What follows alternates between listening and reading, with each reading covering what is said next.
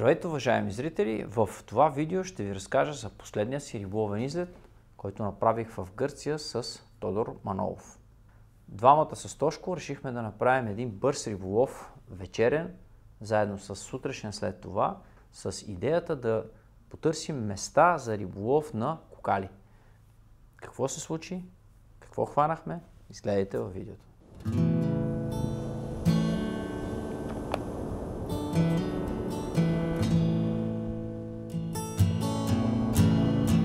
Първото място, на което решихме да спрем, беше едно каменисто плажче между Фриньо и Неа Перамос, където аз реших да изпробвам риболов с силиконови примамки, а Тошко с малки джикчета.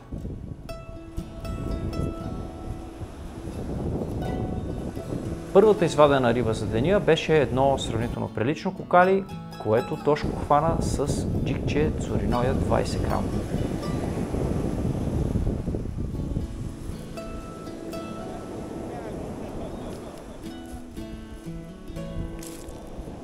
Стигни го високо да се вижда.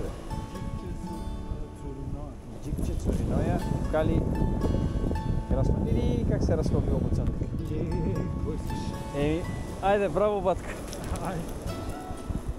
Нещо да кажеш на камерата на драгите зрители? Това ще го изрежа.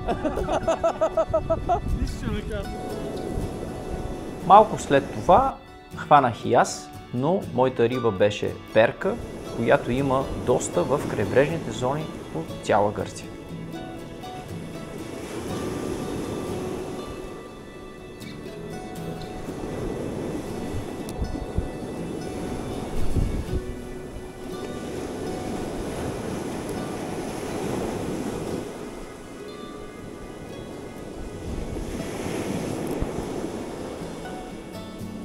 След нея хванах още една.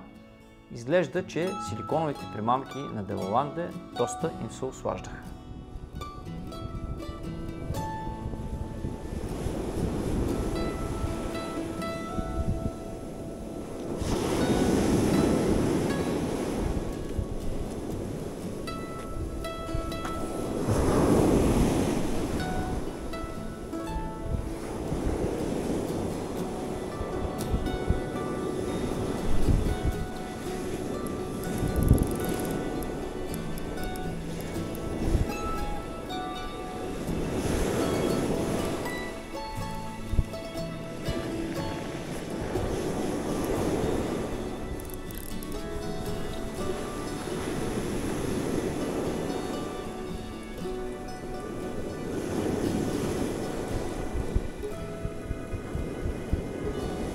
Тъй като, както казах в началото, мястото беше изключително каменисто, закачките не липсваха и за да не губим излишно примамки, решихме да продължим пътя си към Неа Перамос, където по пясъчните плажове да се опитам да хвана някоя сепия.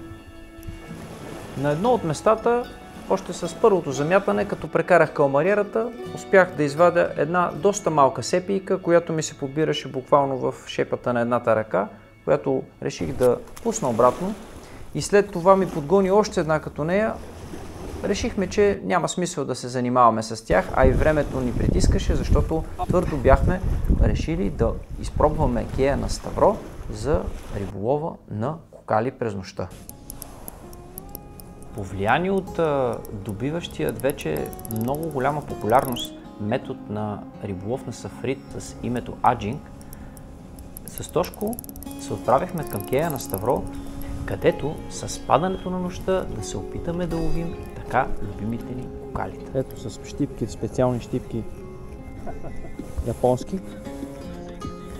И така, в прегръдките на нощта, под светлините на кея, се потопихме в риболова и неусетно минаха около 4 часа, през които се мъчихме да хванем някои друго кокали с най-различни малки силиконови примамки и джигови куки, подавайки на различни места в различен воден слой и облавяйки мястото пред нас.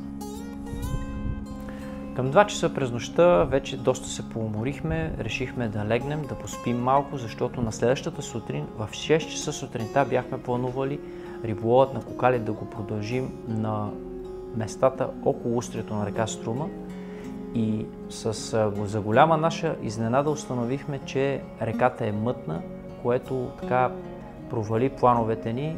Опитахме да половим, но общо взето за около час и половина не хванахме нищо и след това решихме отново да се върнем на Ставро, където да се отдадем на дневен риболов на така любимите ни кокали. От опитът ми до сега в риболова на кокали и използването на Делаланде Dropshot като силиконови примамки, които са чудесни за тази цел, знам, че кокалитата ги взимат безапелационно и затова не се и поколебах, когато трябваше да стартираме дневния риболов на кокалита. Направо извадих един от моделите, монтирал го на джигова кука, грам и половина, застанах на едно от местата, където беше свободно на кея и стремглаво напред започнах да облавя мястото в старанието си да хвана някой хубав кокал.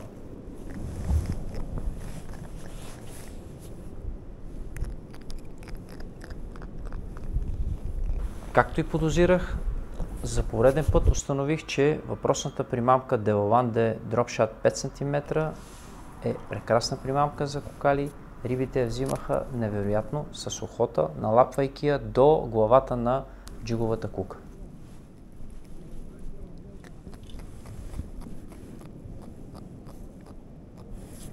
В някои редки случаи имаше откачания на риби, защото самите бузи на рибите са доста тънки и при кълване отстрани тя се разкъсва по време на ваденето, но това е част от риболова. Всеки го е изпитал. В повечето случаи обаче рибите се дърпаха брутално, с така много яко огъване на пръта и доставяха страхотно удоволствие за ловене.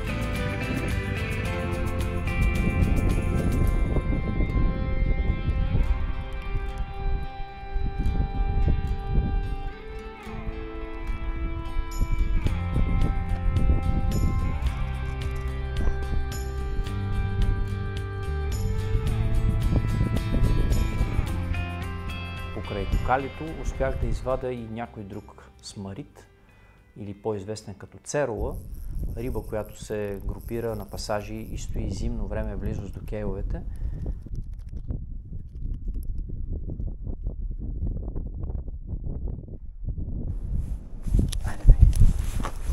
И също така Тошко успя да хване един дракон. Добре, че да избега. Дракон беше. Драконче. Нещо да кажеш?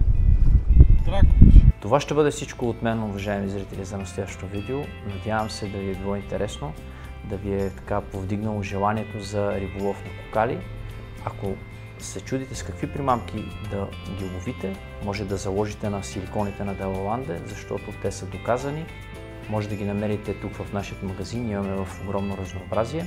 Желая ви успешни излети в бъдеще, ще се видим в следващото видео.